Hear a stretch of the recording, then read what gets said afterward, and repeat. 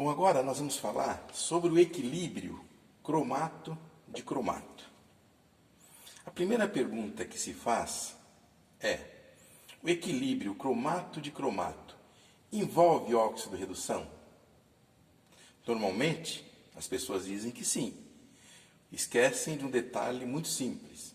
Para que o equilíbrio seja de óxido-redução, eu preciso verificar se ocorre trânsito de elétrons. Olhando para as duas espécies e calculando o grau de oxidação no cromato, nós observamos que o grau de oxidação aqui é igual a 6+. Nós temos 4 oxigênio, 2 menos vezes 4 dá 8 menos, como aqui é 2 menos, então eu tenho 6+ no cromato, para o cromo. No caso do dicromato, aqui também é 6, porque nós temos 7 oxigênio dá 14 menos. Como aqui nós temos 2 menos para a carga do íon de cromato, significa dizer que como eu tenho 12 menos, dividido por 2, são 6. Ou seja, o número de oxidação do crômio no dicromato é igual a 6. Ou seja, esse equilíbrio não envolve óxido-redução. Como é que eu posso provar a transformação do cromato em dicromato? Então, nós temos aqui uma solução amarela que corresponde a cromato de potássio. Então, cromato é amarelo. Está aqui. E nós temos no tubo de ensaio uma solução alaranjada que corresponde a dicromato, ou seja, dicromato de potássio. Então, dicromato, cromato. Para isso, nós pegamos ácido acético e hidróxido de sódio para fazer esse teste. Nós vamos fazer o seguinte: eu vou adicionar ácido acético à solução de cromato. Observe que na caída do ácido acético eu transformo o cromato em dicromato. A solução torna-se alaranjada. E na adição de hidróxido de sódio, onde nós temos a solução alaranjada de dicromato, ela se transforma numa solução amarela que corresponde a cromato. Conclusão: cromato existe em meio alcalino, dicromato existe em meio ácido. Ou seja, para reverter a situação, se eu adicionar o hidróxido, observe que eu volto para o amarelo. Ou seja, confirmando que cromato existe em meio alcalino. Se nós adicionarmos ácido a essa outra solução, nós revertemos ao dicromato. Ou seja, dicromato existe em meio ácido. Ou seja, ser cromato ou ser dicromato vai depender da acidez ou do pH do meio. Isso significa dizer o seguinte, que numa solução tamponada em pH por volta de 8, a concentração em cromato é muito alta, porém existe uma pequena concentração em dicromato. Numa solução que contém cromato em pH por volta de 5, tamponada com ácido acético acetato, a concentração em dicromato é alta, porém a concentração em cromato é baixa. Isso me permite, em algumas situações, aplicar esse conceito para separar uma espécie na presença do outro. Nós estamos falando especificamente na separação do bário em relação ao estrôncio, que nós faremos logo a seguir as reações envolvendo cromato e dicromato para os cátions magnésio, cálcio, estrôncio e bário. Então veremos como é que isso acontece.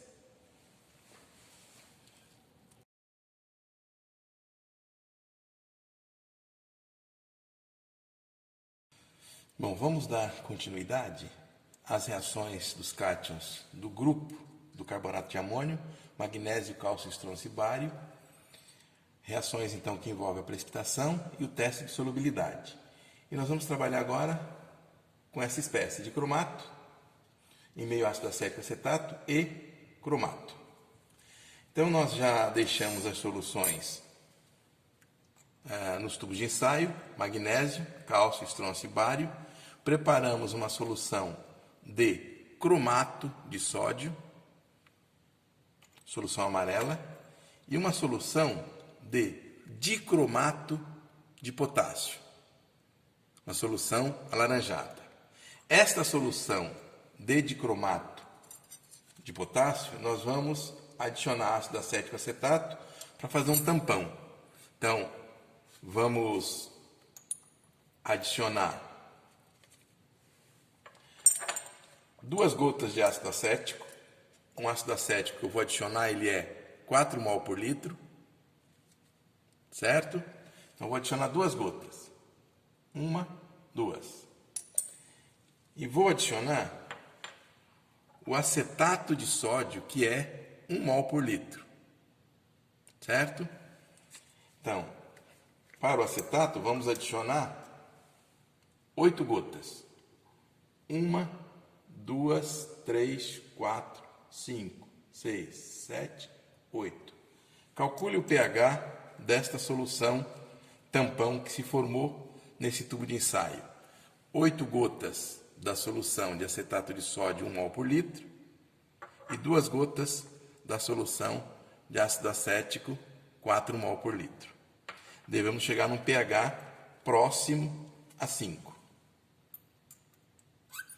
Então, vamos iniciar as reações de precipitação e testar a solubilidade, quando ocorrer a formação do precipitado, com ácido acético, 4 mol por litro, e com ácido clorídrico. Então, esses serão os nossos reagentes para os testes de solubilidade.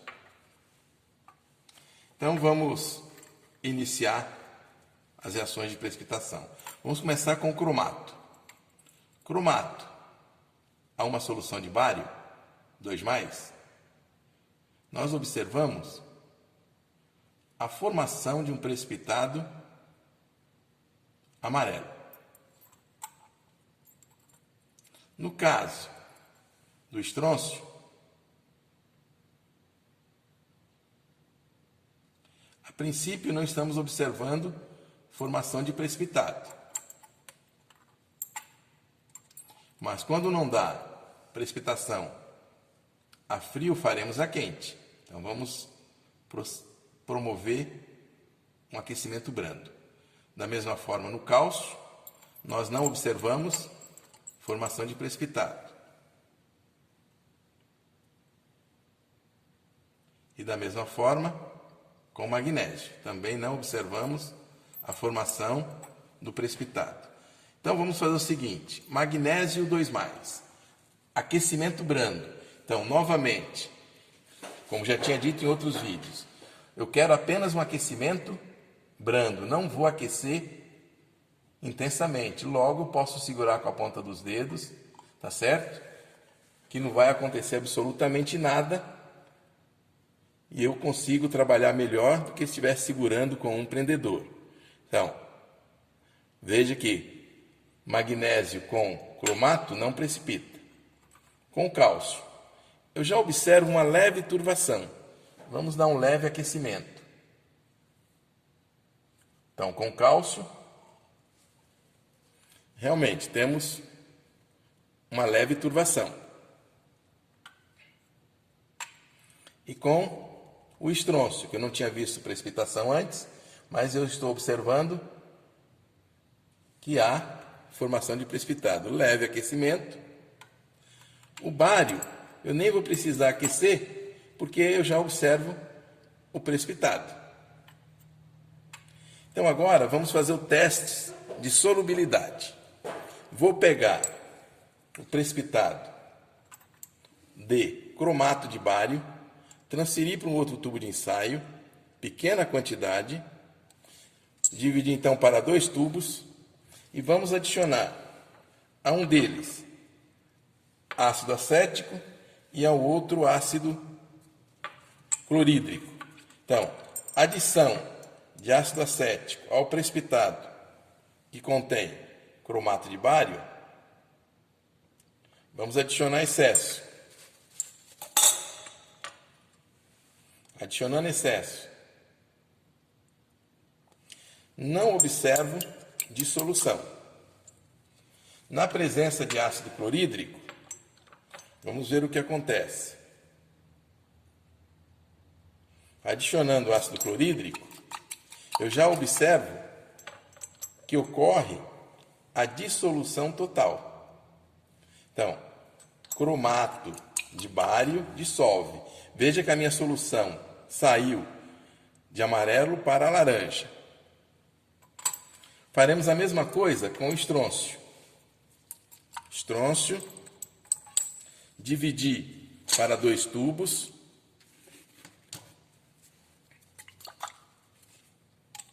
E vamos usar a mesma estratégia.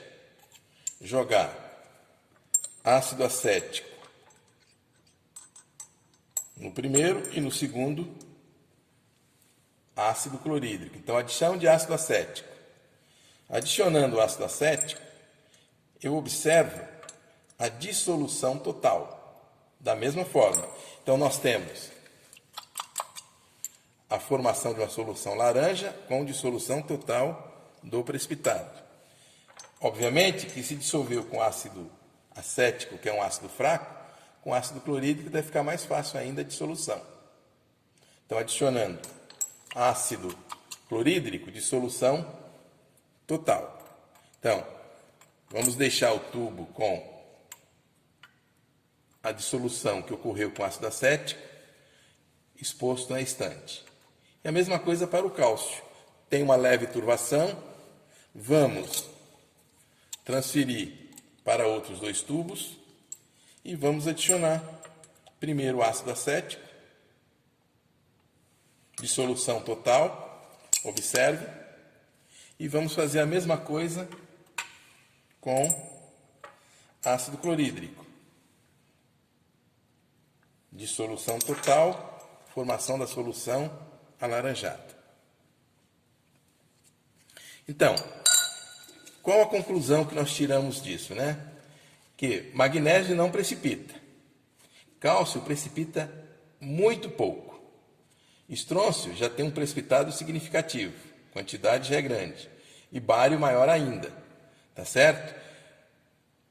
Cálcio dissolve completamente, estrôncio dissolve completamente com ácido acético.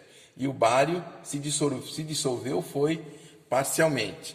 Quer dizer, mesmo que eu adicione um excesso de ácido acético ao precipitado contendo bário,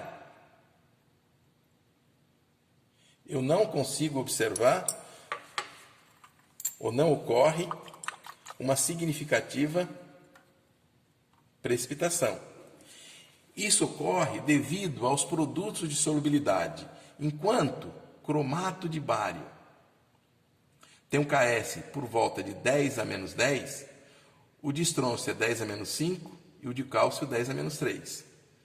Então significa dizer que numa amostra contendo bário, estrôncio, por exemplo, eu consigo fazer a separação, tá? Eu preciso apenas regular a concentração em cromato.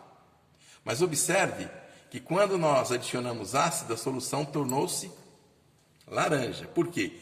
Existe um equilíbrio entre cromato, que eu posso inclusive regular a concentração da solução.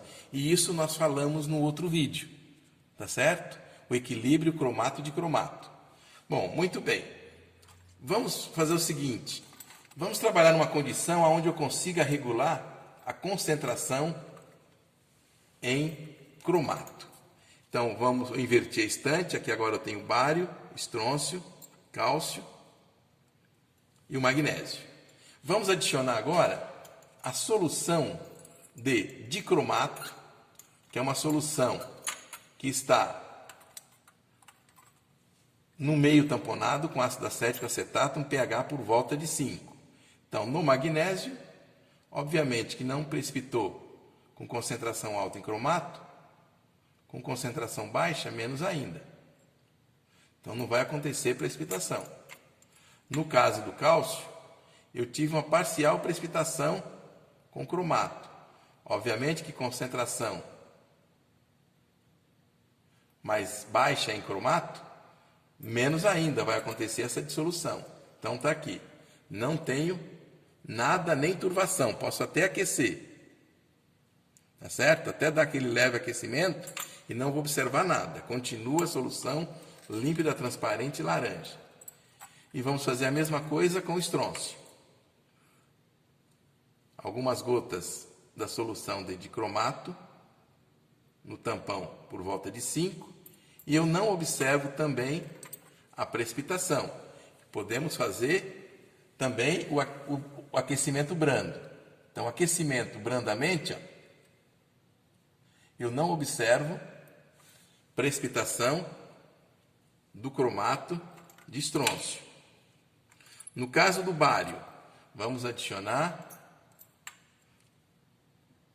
dicromato, tamponado em ácido acético acetato. Nessa situação, o do bário, nós já observamos a formação do precipitado. Então, bário já precipita cromato de bário. Então, os dicromatos são solúveis. Se acontecer precipitação, é cromato de bário. E observe que o precipitado é amarelo. Conclusão. Se eu tiver uma amostra contendo cálcio, estrôncio e bário, se eu adicionar dicromato num tampão pH por volta de 5, eu consigo precipitar quantitativamente o bário, não precipitar estrôncio nem cálcio. Consequentemente, eu faço a separação do bário em relação a esses dois cátions. Tá certo? Então, e isso é o fundamento teórico para que nós possamos, numa separação dos 4 cátions, no primeiro caso, com carbonato, tiramos o magnésio, que ficou em solução. Agora, na sequência, trabalhando com esse reagente precipitante, onde tem cálcio, estrôncio e bário, eu consigo tirar o bário como precipitado e manter cálcio e estrôncio em solução. Então, usando dicromato em pH por volta de 5, tamponado com ácido acético acetato. Tá? Então, tranquilamente é o que a gente consegue fazer. Complementando uma amostra que contém cálcio e estrôncio, nós vimos que com sulfato de amônio, tá, com esse reagente, o cálcio não precipita, mas o estrôncio precipita. Então, veja que na presença de sulfato de amônio, então eu consigo separar, numa mistura de cálcio e estrôncio, eu consigo tirar, na forma de um precipitado, o estrôncio e manter o cálcio em solução. Então, isso é o esquema que a gente já começa a montar, em função dessas informações, para a separação dessas espécies.